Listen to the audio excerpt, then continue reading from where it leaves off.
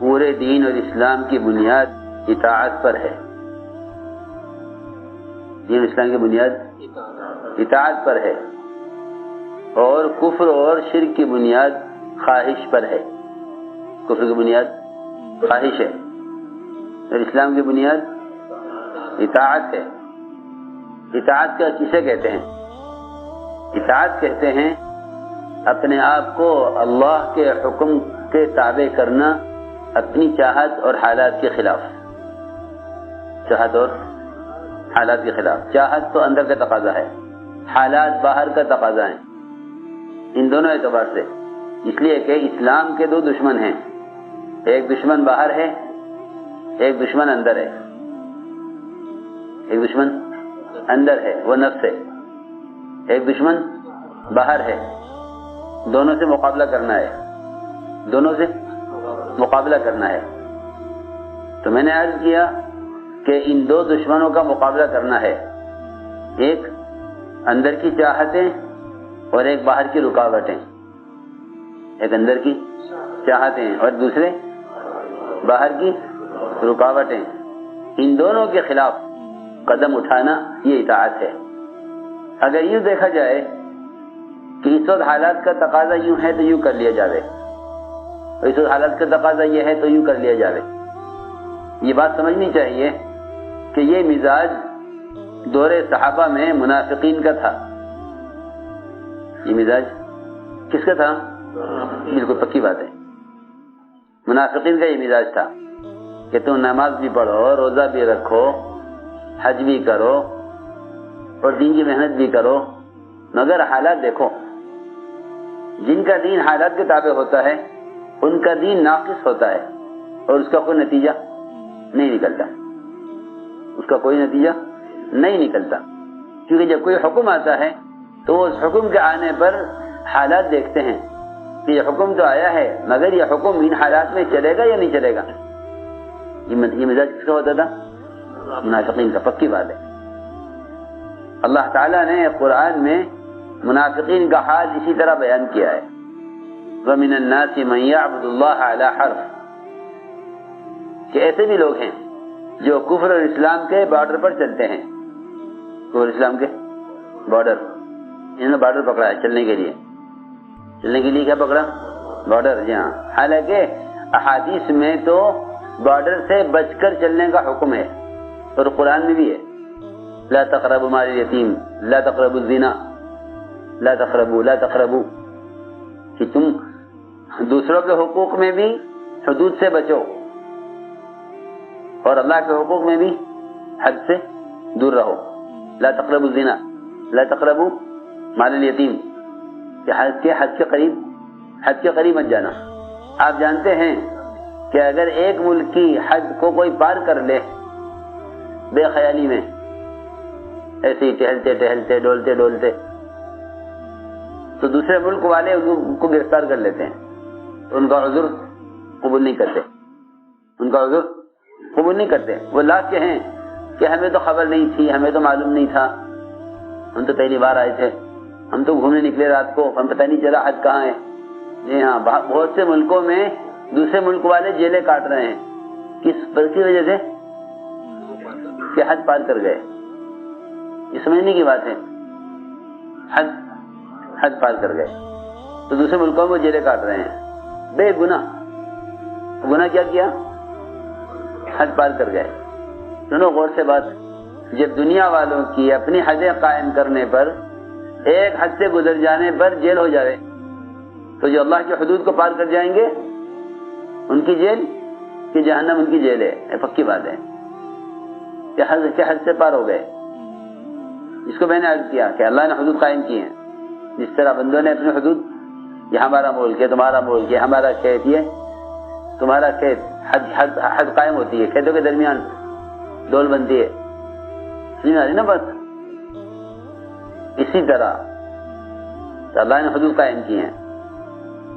تو منافقین نے چلنے کے لیے راستہ یہ بنایا تیسرا، ایک تو کفر کا راستہ، ایک اسلام کا راستہ. انہوں نے بنایا ایک درمیان کا راستہ. ہاں، یہ ہے وہ یہ کون سا راستہ ہے؟ درمیانی راستہ، کہ ہم تو درمیان میں چل رہے. حالات دیکھیں گے، اگر اسلام میں حالات خراب ہوئے تو کفر کی طرف پلٹ جائیں گے، اور اگر کفر میں حالات خراب ہوئے تو اسلام کی طرف پلٹ جائیں گے. یہ بہروپی ہوتے ہیں. یہ کون ہوتے ہیں؟ ہاں بہروپی ہے. یہ حالات کے تابع ہو کے چلیں گے. اللہ کا ان سے کوئی وعدہ نہیں، نہ ان سے کام لینے کا وعدہ ہے، نہ ان کے لیے وعدے پورا کرنے کا وعدہ ہے، کچھ نہیں. کیونکہ انہوں نے دین کو کھیل بنایا، حالات کو سامنے رکھ کر دین پر چلنے کا فیصلہ کیا. تو اللہ نے قرآن میں ان کا حال بیان کیا. وَمِنَ النَّاسِ مَن يَعْبُدُ اللَّهَ عَلَى حَرْفٍ، کہ ایسے بھی لوگ ہیں جو کفر اسلام کے بارڈر پر چلتے ہیں. إِنْ أَصَابَهُ خَيْرٌ اطْمَأَنَّ بِهِ وَإِنْ أَصَابَتْهُ فِتْنَةٌ انقلب عَلَى وَجْهِهِ خَسِرَ الدُّنْيَا وَالْآخِرَةَ. کہ ان کے لیے دونوں جگہ نقصان ہے، دنیا میں بھی اور آخرت میں بھی. دنیا کا نقصان تو یہ ہے کہ اللہ تعالیٰ نہ ان سے کام لیں گے، نہ انہیں اختیارات دیں گے، اور نہ دنیا میں ان کو برکتیں دیں گے کیونکہ ان کا دین ناقص ہے. اور آخرت کا نقصان اس لیے کہ آخرت میں تو وعدہ کمال دین پر ہے، جزوی دین پر نہیں ہے. اس پر ہے کمال دین پر. تو میں نے ایک بنیادی بات عرض کی ہے کہ دین میں بندے کو کوئی اختیار نہیں ہے. دین میں بندے کو کوئی اختیار نہیں ہے. اپنے اختیار، اپنے حالات اور اپنی چاہت کے اعتبار سے اسلام کے احکام چھانٹ کر اپنے لیے طے کر لے اور باقی کو چھوڑ دے. یہ خواہش کا دین ہے، حکم کا دین نہیں ہے. آپ دیکھیں لوگ کھانا کھانے بیٹھیں تو اپنی مرضی کی چیز لیں، باقی چھوڑ دیں. مجھے یہ کھانا، یہ نہیں کھانا ہے. بازار جاویں تو اپنی مطلب کی چیز لیں، باقی چھوڑ دیں. یہ خواہش ہے. فرماتے تھے کہ دسترخوان پر بہت ساری نعمتیں رکھ کر ایک پیالی میں سرکہ بھی رکھ لے کہ سرکہ کھانا سنت ہے، تو فرماتے تھے سنت جب ہوتا جب اس کے دسترخوان پر سرکے کے علاوہ اور کچھ نہ ہوتا. مثال ہے یہ مثال. سنت کب ہوتا؟ دسترخوان پر سرکے کے علاوہ اور کچھ نہ ہوتا. پھر کہا جاتا ہے کہ ہاں اس نے سنت پر عمل کیا. ساری خواہش کے کھانے جمع کر کے ایک پیالی میں سرکہ رکھے کہ سرکہ کھانا سنت ہے. تو کہ سنت جب ہوتا جب سرکے کے علاوہ دسترخوان پر کچھ نہ ہوتا. میں مثال دے رہا ہوں کہ لوگ بہت ساری خواہشات پوری کریں گے، اس کے ساتھ ایک سنت. تو بات کو بہت دھیان سے سمجھنا کہ اللہ تعالیٰ کے جو احکام آتے ہیں وہ انسان کی چاہت کے، طبیعت کے، حیثیت کے، معمول کے خلاف آتے ہیں. کہ ہم تمہیں آزمائیں گے کہ تم حکم پورا کرتے ہو یا نہیں کرتے، حکم پورا کرتے ہو یا نہیں کرتے. یہ آزمائش نہ کافروں کی ہوگی نہ منافقین کی ہوگی، اس لیے کہ وہ کام کرنے والے نہیں ہیں. یہ آزمائش ہوگی عبادت کرنے والوں کی، دعوت دینے والوں کی، اطاعت کرنے والوں کی. آزمائش اطاعت کرنے والوں کی ہوتی ہے، آزمائش اطاعت کرنے والوں کی آزمائش ہوتی ہے. نافرمانوں کی نافرمانوں کا امتحان نہیں ہوتا. اس لیے کہ جو نافرمان ہیں وہ تو تعلیم میں اور یعنی اطاعت کے میدان میں آئے نہیں، ان کا کیا امتحان ہوتا ہے اطاعت کرنے والوں کا. تو اللہ تعالیٰ اس میں حکم لاتے ہیں پہلے حیثیت کے خلاف. دیکھو میری بات توجہ سننا، یہ کام بہت اونچا کام ہے. یہ کام بہت اونچا کام ہے اور اس میں کوئی شک نہیں کہ یہ کام انبیاء علیہ السلام والا کام ہے، اونچا کام ہے. کہ اس کام میں جو امتحان آئے گا اور اس کام میں جو ابتلا آئے گی وہ ابتلا بھی سخت آئے گی. کیونکہ فرمایا حضور اکرم صلی اللہ علیہ وسلم نے کہ جو شخص ہماری طرف آئے گا اس پر حالات اور مصائب اس پانی کے سیل سے زیادہ قوت سے آئیں گے جتنا پانی پہاڑ کی چوٹی سے نیچے کی طرف آتا ہے. آپ نے دیکھے پانی کے جھرنے، پانی کے جھرنے ہوتے ہیں، اوپر سے پانی نیچے کی طرف آتا ہے پہاڑ کی چوٹی سے. وہاں سے پانی پگھل کر تیزی سے نیچے، اور چٹانوں کو سرکا دیتا ہے، چٹانوں کو سرکا دیتا ہے، اتنی قوت سے پانی آتا ہے اوپر سے، اس کی آڑ میں کوئی آ نہیں سکتا، بہت تیز اس کی رفتار ہوتی ہے۔ تو یہ فرمایا حضور اکرم صلی اللہ علیہ وسلم نے کہ جو آدمی ہمارے اس کام میں ہماری طرف آئے گا، اس کی طرف بیماریاں، حالات، پریشانیاں، ابتلاءات اس سے بھی زیادہ قوت سے آئیں گی جتنا پانی پہاڑ کی چوٹی سے نیچے کی طرف سے قوت سے آتا ہے۔ اس کا مطلب یہ ہوا کہ اس کام کے کرنے والوں پر امتحانات آئیں گے، لیکن شکایت کرنے کی گنجائش نہیں ہے۔ کیا شکایت نہیں کر سکتے؟ شکایت نہیں کر سکتے کہ شکایت کرنے کا مطلب یہ ہے کہ آپ اس راستے سے خوش نہیں ہیں۔ جو آدمی جس راستے سے خوش ہوتا ہے اس راستے کی تکلیف پر بھی خوش ہوتا ہے، شکایت نہیں کرتا، شکایت نہیں کرتا، میرے ساتھ یہ ہوا، میرے ساتھ یہ ہوا، شکایت نہیں کرے گا۔ حضور اکرم صلی اللہ علیہ وسلم نے اپنی نبوت میں فقر کا اور تنگی کا راستہ اختیار کیا ہے، ورنہ آپ کو بادشاہت والی نبوت مل رہی تھی۔ آپ کو نبوت کون سی مل رہی تھی؟ بادشاہت والی۔ میں کہ نہیں، مجھے تو چاہیے نبوت فقر و فاقے والی، تاکہ مل جائے کھانے کو تو شکر کروں، اور نہ ملے تو گریہ زاری کروں، اللہ سے مانگوں۔ میں تو محتاجگی والی نبوت چاہتا ہوں، فاقے والی۔ تو ایک موقع پر آپ نے بد دعا کی، اس لوگوں کے لیے آپ نے بد دعا کرنی چاہیے، تو اللہ نے فرمایا نہیں، آپ کو اس کا حق نہیں ہے کہ آپ بد دعا کریں۔ ستانے والوں کو ہم جانتے ہیں، چاہے ہم ان کو ہدایت دے کر معاف کریں یا ان کو عذاب دے کر جہنم میں ڈالیں، یہ ہمارا کام ہے، ہم جانتے ہیں کہ وہ ظالم ہے۔ آپ شکایت نہ کریں۔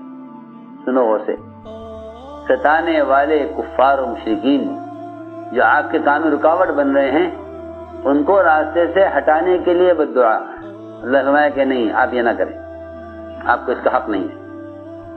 آپ نہیں جانتے، ممکن ہے کہ اللہ تعالی کو ہدایت دے کر آپ کا معاون اور آپ کا مددگار بنا دے۔ سنو تو صحیح، کسی عجیب بات ہے۔ آپ آج بد دعا کریں ان کے لیے، ستانے والوں کے لیے، اور اللہ کے علم میں ہے کہ اللہ ان کو ہدایت دے کر کل آپ کا مددگار بنانے والے ہیں۔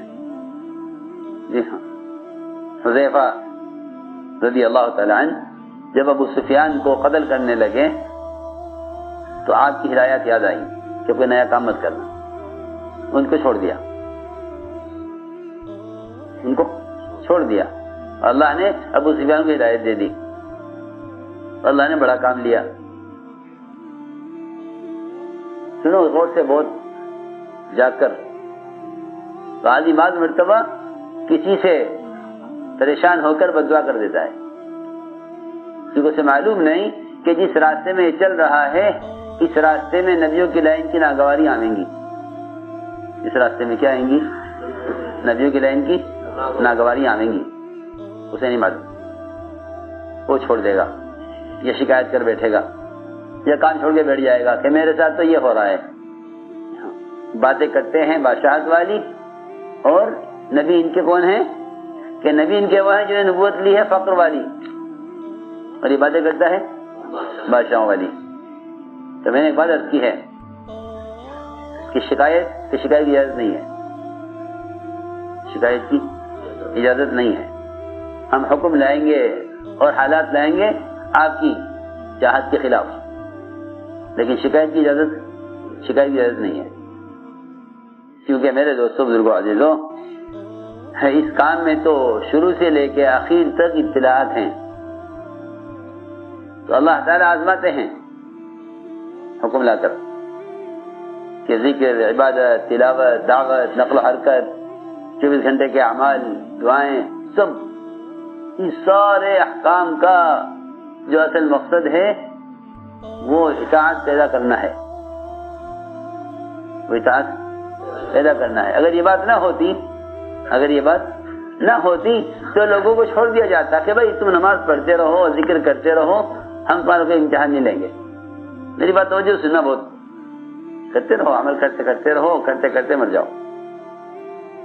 تو اس میں یہ کوئی مشکل کام نہیں تھا، مشکل کام تو یہ ہے کہ اللہ رب العزت پہلے احکام دیں گے تو ان حکموں پر چلنے والوں کا امتحان لیں گے کہ ان میں اطاعت کتنی پیدا ہوئی. یہ میں عرض کرنا چاہتا ہوں کہ ذکر، عبادت، تلاوت، دعوت، نقل و حرکت، 24 گھنٹے کے اعمال، دعائیں، سب ان سارے احکام کا جو اصل مقصد ہے وہ اطاعت پیدا کرنا ہے.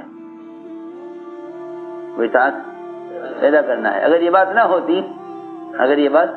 نہ ہوتی تو لوگوں کو چھوڑ دیا جاتا کہ بھائی تم نماز پڑھتے رہو، ذکر کرتے رہو، ہم تمہارے کو امتحان نہیں لیں گے. میری بات توجہ سننا، بہت کرتے رہو، عمل کرتے رہو، کرتے کرتے مر جاؤ. تو اس میں یہ کوئی مشکل کام نہیں تھا. مشکل کام تو یہ ہے کہ اللہ رب العزت پہلے احکام دیں گے تو ان حکموں پر چلنے والوں کا امتحان لیں گے کہ ان میں اطاعت کتنی پیدا ہوئی.